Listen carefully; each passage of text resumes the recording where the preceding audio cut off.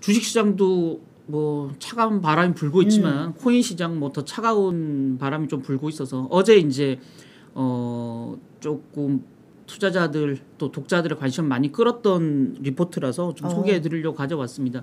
제가 어제 이걸 그 텍스트 기사로 썼더니 막 댓글이 수없이 붙었더라고요. 제가 쓴 지난 한 주 동안 쓴 180여 개의 기사 중에 탑 2에 오른 가장 많은 클릭 수가 나온 두 번째 기사더라고요. 그래서 이제 자연스럽게 이걸 소개해 드려야겠다라는 생각이 들어서 지금 코인 시장 하락에 대한 관심도 많으실 거고 코인베이스는 한때 뭐 사업 개미들이 가장 애정하는 종목 중에 하나였었기 때문에 여기에 대한 좀 냉혹한 리포트는 사실은 좀 저도 속이 쓰리고 코인에 대한 비전을 가지고 있는 개인으로서 좀 속이 쓰리고 뭐 또 저희 투자자분들한테도 나름 이제 좀 시사점이 있을 것 같아서 소개해 드리려고 하고요. JP 모건은 투자 의견 코인베이스에 대해서 여전히 중립 좀 냉랭한 반응을 유지를 했습니다. 다만 이제 12월 말까지의 목표 주가 통상 이제 증권사들이 12개월 목표 주가를 내는데 얘들은 지금 석 달에 한 번씩 계속 보고서를 내더라고요. 그래서 12월 말 목표 주가를 78달러에서 60달러로 지금 낮췄다. 그래서 현 주가가 61.88이니까 한 3% 이상 주가가 앞으로 남은 석 달 동안 더 빠질 거다 이렇게 지금 보고 있는 거고요. 재밌는 게 지금 6월 14일 날 JP모건이 이 코인베이스 목표 주가를 171달러에서 61달러로 낮췄어요. 거의 뭐 미친 듯이 깎아버렸죠. 그러다가 8월 10일 날 또 61에서 64로 높였고 9월 14일 날 64에서 78달러 높였어요. 지금 두 달 연속으로 높였다가 이번에 다시 또 목표 주가를 밑으로 뺐는데 요거는 아마 코인 시황하고도 좀 많이 연관돼 있지 않을까라는 생각이 들어서 한마디로 JP모건의 리포트를 정리하면 코인 혹한기 우리가 흔히 말하는 크립토 윈터 이 혹한기에 거래 대금이 급감을 하고 있고 그러다 보니 코인베이스의 실적 하향 압박이 굉장히 커질 수 있다라는 우려감 실적이 나빠지니까 당연히 주가는 빠지겠다라는 생각으로 보고서를 이렇게 낸 거고요. 실제 코인 거래가 죽고 있다 이렇게 이제 정리를 해봤습니다. 코인베이스의 거래 대금이 지금 이게 작년 10월부터죠. 최근 12개월간 코인베이스의 코인 거래 대금을 갖고 왔는데요. 아니 뭐 보시나마나 밑으로 쭉 저희가 이제 가려져 있지만 저기 쭉 밑으로 빠지고 있어요. 뭐 거의 지금 끄트머리에는 곤두박질 치고 있는 상황이죠. 거래 대금이 너무 빠르게 줄고 있다라는 겁니다. 지금 이제 노믹스라는 그 시장 데이터 업체에서 내놓은 코인베이스의 8월 거래 대금 전월 대비해서 7월 대비해서도 무려 15%나 줄었다라는 이제 데이터가 나오고 있는 상황이거든요. 그래서 코인베이스 과거에도 코인베이스의 매출 자체는 시장 거래 대금하고 밀접한 관련성을 보였다. 또 코인베이스의 매출 자체도 주가와 밀접한 관련성을 보였다라는 점에서 지금 거래 대금이 줄고 있다. 그럼 당연히 매출이 줄어들 거고 주가도 빠질 거다. 이런 이제 상관관계를 골드만삭스가 지금 JP 모건이 보고 있다라는 거고요. 특히나 코인베이스는 지금 전체 매출의 한 70% 이상이 다 미국에 집중돼 있거든요. 그래서 최근에 미국 시장, 미국 내에서 이제 규제의 목소리, 저희 이제 제가 소개하는 빠칭코 보시면 알겠지만 최근에 SEC를 비롯한 미국 금융당국에서 코인 규제 서슬이 굉장히 강화되고 있는 상황이거든요. 그러다 보니까 미국 내에 코인에 대한 투자 관심도가 특별히 전 세계 시장 중에서도 더 싸늘하게 식어가고 있다라는 점에서 미국 엑스포저가 높은 코인베이스는 상대적으로 좀 더 불리할 수도 있다. 뭐 바이낸스나 뭐 다른 거래소보다 더 불리할 수 있다. 이렇게 보고 있는 거고요. 특히나 이제 비트코인하고 이더리움은 아직 2분기 최저점까지 주식시장하고는 달리 빠지지 않은 상태인데 일부 알트코인 같은 경우는 이미 2분기 저점을 밑돌고 있는 상황이기 때문에 매출은 거래 대금은 더 줄어들 수 있다 이런 거고요. 지금 시장 컨센서스로 보면 빨라야 내년 1분기 돼야 회복된다라는 전망들이 우세한 상황이기 때문에 연말까지 반등을 포기한 투자자들이 거래를 더 안 할 수도 있다 이렇게 지금 보고 있는 상황입니다. 자, 그나마 이제 코인베이스에 대해서 최근에 골드만삭스도 목표 주가를 조금 높였었고요. JP모건도 이번 말고 앞서 두 번 목표 주가를 높였다고 했었는데 그 목표 주가를 높였던 이유는 코인 시장은 최근에 계속 안 좋았지만 이 스테이킹에 대한 기대감 때문에 사실은 목표 주가를 높였던 거거든요. 그럼 스테이킹이 뭔지 좀 요거 소개를 해드릴게요. 우리 스테이크는 STAKE 요거 주식 얘기하는 거잖아요. 그래서 스테이킹은 주식처럼 본인이 가지고 있는 지분을 맡기는 겁니다. 그래서 여기 보십시오. 앞에 4개의 이 상자 같은 게 있죠. 이게 이제 그 블록체인에서 블록을 서로 체인처럼 연결한 게 블록체인 아닙니까? 그래서 각각의 거래를 이 블록 내에 저장을 하는데 이 새로운 블록을 만드는 그 과정이 비트코인 같은 경우는 그 채굴이라 그래서 컴퓨팅 파워로 어려운 수학 문제를 풀어서 그걸 먼저 푼 사람이 블록을 만들고 그 보상으로 비트코인을 받는 거거든요.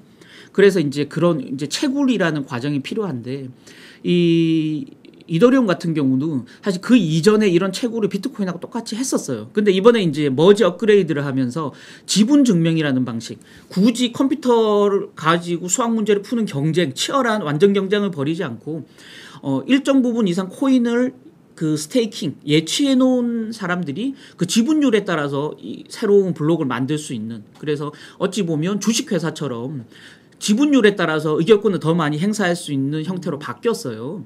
그러다 보니까 이더리움 코인을 시장에서 팔지 않고 이 예치하는 수요가 늘 거라는 기대감도 굉장히 큰 거예요. 왜냐하면 예치하면 할수록 더 많은 이더리움을 예치하면 할수록 새로운 이더리움을 받을 수 있는 가능성이 커지기 때문에, 그래서 이게 스테이킹 수요가 굉장히 늘어날 거다. 그래서 스테이킹 수요가 늘어나면 스테이킹 서비스를 하는 코인베이스에 이더리움을 맡기는 투자자가 늘어날 거다라는 게 이제 사실은 이 코인베이스 매출이 늘어날 거라는 그 골드만삭스나 JP모건의 전망이 핵심이었었거든요.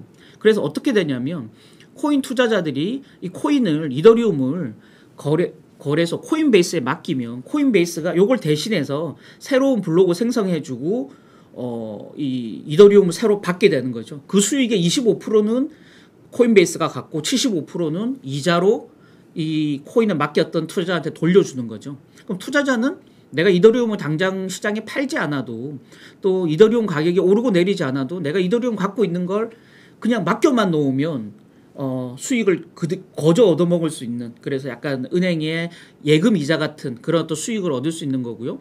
또 이런 스테이킹이 늘어나면 코인베이스는 요 거래 검증을 대행해주고 채굴하는 수익의 25%를 또 거저 먹을 수 있으니까 거래소도 이익, 예치자도 이익, 이런 구조였었거든요. 자, 그런데 재밌는 게 이 전 세계 이더리움 양 중에서 요 노란색 있죠? 노란색이 코인베이스가 가지고 있는 스테이킹 양입니다. 그러니까 제일 많은 게 이 리도 파이낸스라는 이 약간 일종의 그 디파이 업체인데요. 거래소 중에서는 코인베이스가 가장 많은 전체 이더리움 스테이킹 중에 가장 많은 양을 차지하기 때문에 스테이킹 수요가 늘어나면 코인베이스 이익이 가장 빠르게 늘어날 것이다 라고 전망을 했던 겁니다.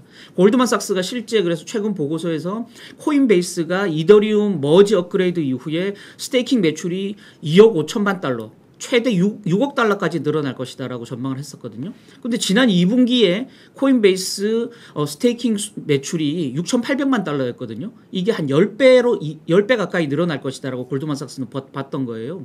그러다 보니까 뭐 당연히 목표 주가는 높여야 되겠죠. 근데 실제 JP모건이 다시 목표 주가를 낮추면서 그 기대가 과했다라고 지금 얘기하는 겁니다.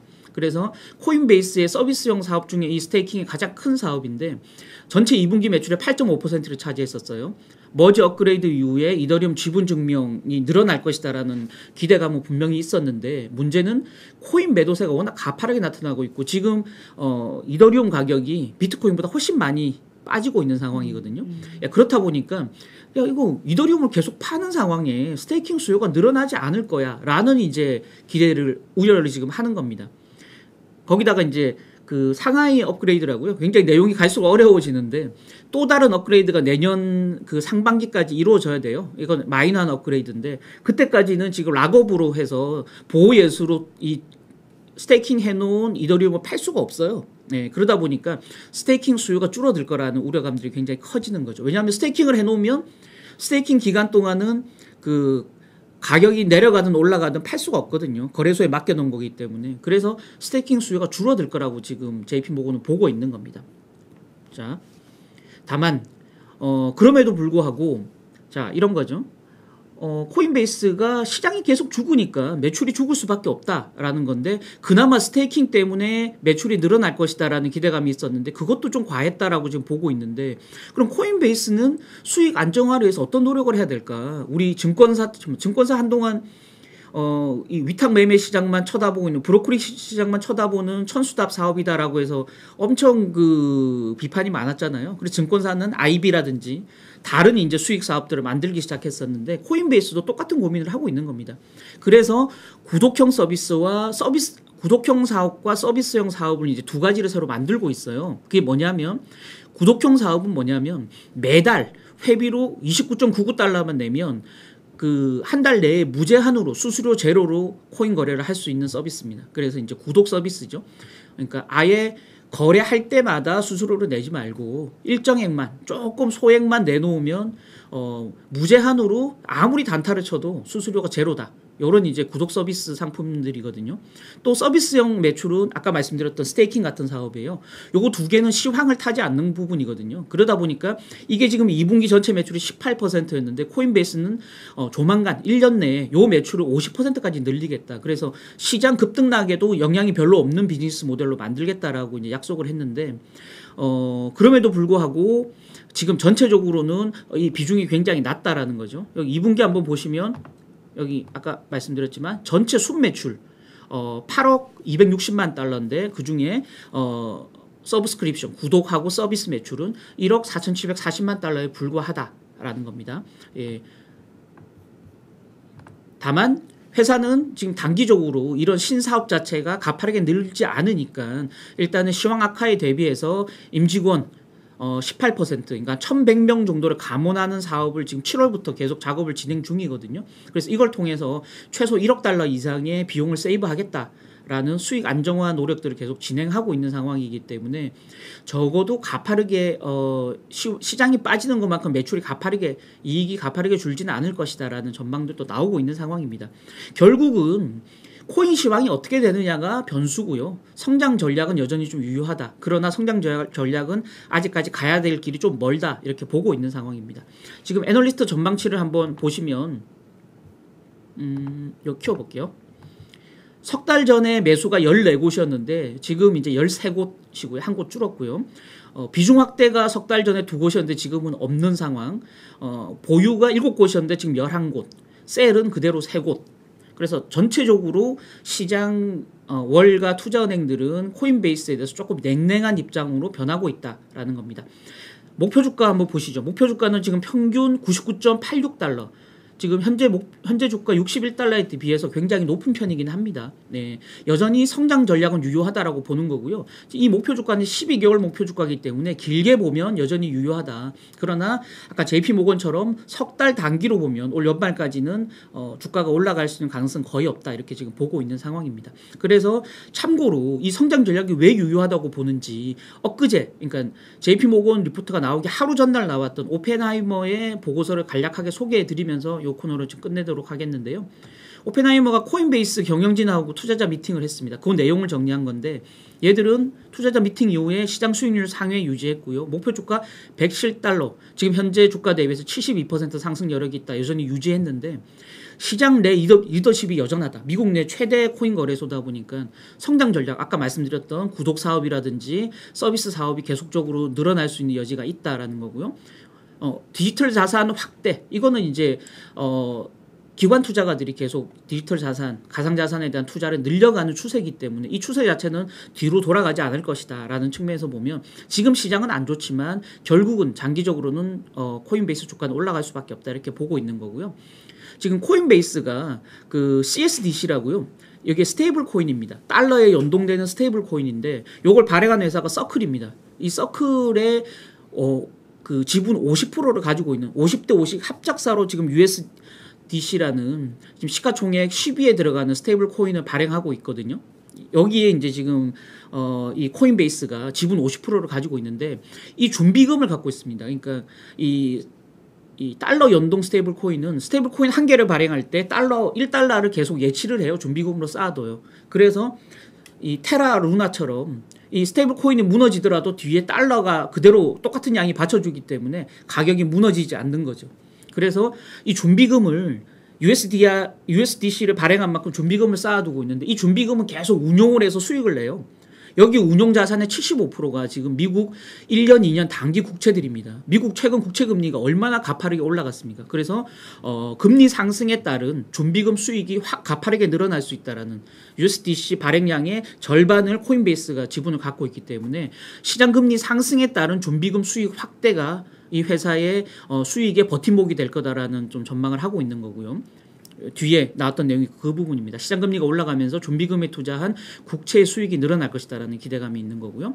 또 이제 최근에 블랙록, 세계에서 가장 큰 1경 1000조에 이르는 자금을 운영하는 블랙록하고 협업을 맺었지 않습니까? 그래서 블랙록이 본인들의 10만 곳 이상 되는 기관 투자가들의 코인 거래를 코인베이스를 통해서 우리가 제공하겠다라고 약속을 한 상태이기 때문에 앞으로 기관 투자가들 시장 유입될 때 가장 가파른 최대 이익을 볼 수 있는 곳은 코인베이스다. 라는 점에서 오펜하이머는 코인베이스의 장기적인 비전은 여전히 유효하다라고 보고 있는 상황인 겁니다.